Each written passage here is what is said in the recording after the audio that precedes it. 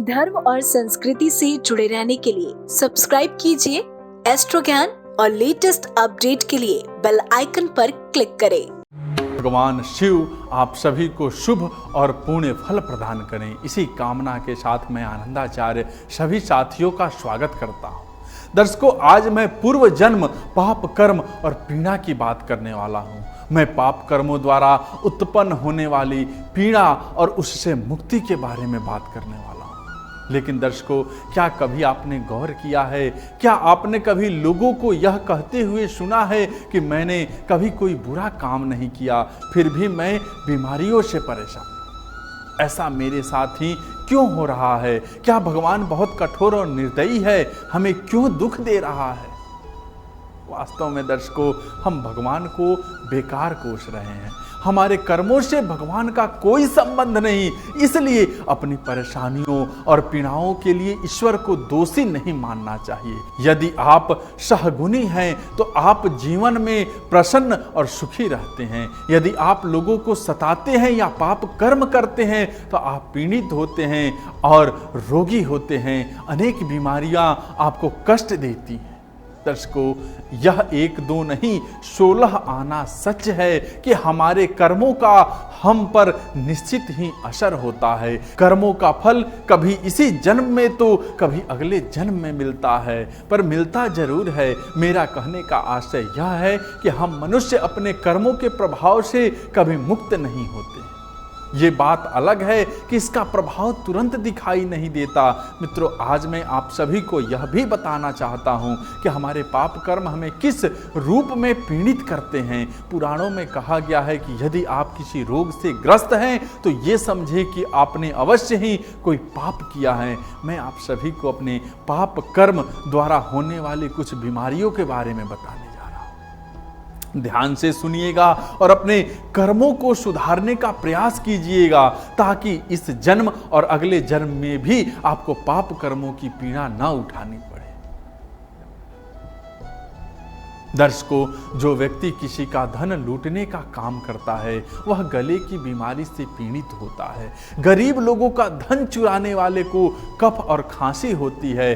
पढ़े लिखे ज्ञानी जन के प्रति दुर्भावना से काम करने वाले व्यक्ति को सिरदर्द की शिकायत रहती है। हरे पेड़ काटने वाले और सब्जियों की चोरी करने वाले लोग अल्सर से पीड़ित हो जाते हैं। झूठे और धोखाधड़ी करने वाले लोगों को उल्टी की बीमारी होती है। दर्शकों, समाज के श्रेष्ठ पुरुष यानी विद्वान की हत्या करने वाले तपेदिक रोग से पीड़ित होते हैं। गोवध करने वाले लोग कबाड़ी बनते हैं। निर्दोष व्यक्ति की हत्या करने वाले कोढ़ी हो जाते हैं। गुरु का जो अपमान करते हैं वे मिर्गी से पीड़ित होते हैं। वेद और पुराणों का अपमान करने वाला पीलिया से पीड़ित होता है। झूठी गवाही देने वाला गूंगे हो जाते हैं। पुस्तकों और ग्रंथों की चोरी करने वाले अंधे हो जाते हैं। दर्शकों, पुराणों में यह भी कहा गया है कि गाय और विद्वानों को लात मारने वाले अगले जन्म में लंगड़े बनते हैं। वेदों और उसके अनुयायियों का निरादर करने वाला किडनी रोग से ग्रसित होता है।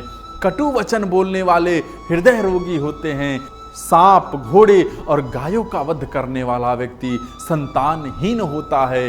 कपड़े चुराने वाले लोग चर्म रोगी हो जाते हैं। दर्शकों, पर स्त्री गमन करने वाला अगले जन्म में कुत्ता बनता है।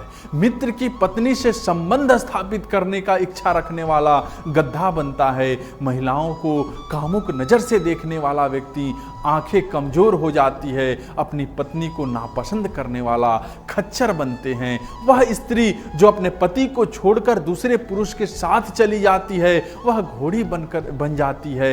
आयु में बड़ी स्त्रियों से सहवास करने से डायबिटीज रोग होते हैं।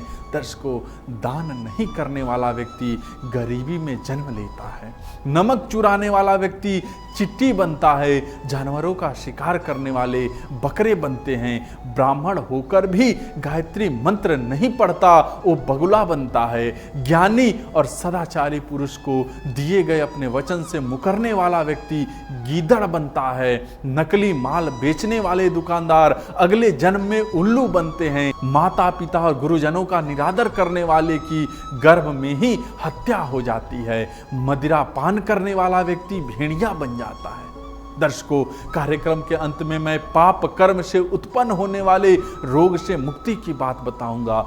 शास्त्रों में कहा गया है, पूर्व जन्मार्जित पापम व्याधि रूपेण व्याधिते तछन्ति औषधनय धाने जपा मोहा क्रियादि भी। अर्थात पूर्व जन्म के जो पाप हमें रोग के रूप में आकर पीड़ित करते हैं, उनका निराकरण करने के लिए दवाइयाँ, दान, मंत्र जप, पूजा और अनुष्ठान करने चाहिए। इतना ही नहीं, हमें गलत और पाप कर्मों से बचना चाहिए। कार्यक्रम का सारांश यही है कि हमें कोई भी ऐसा कार्य नहीं करना चाहिए जिससे किसी को कष्ट हो, किसी प्रकार का नुकसान हो।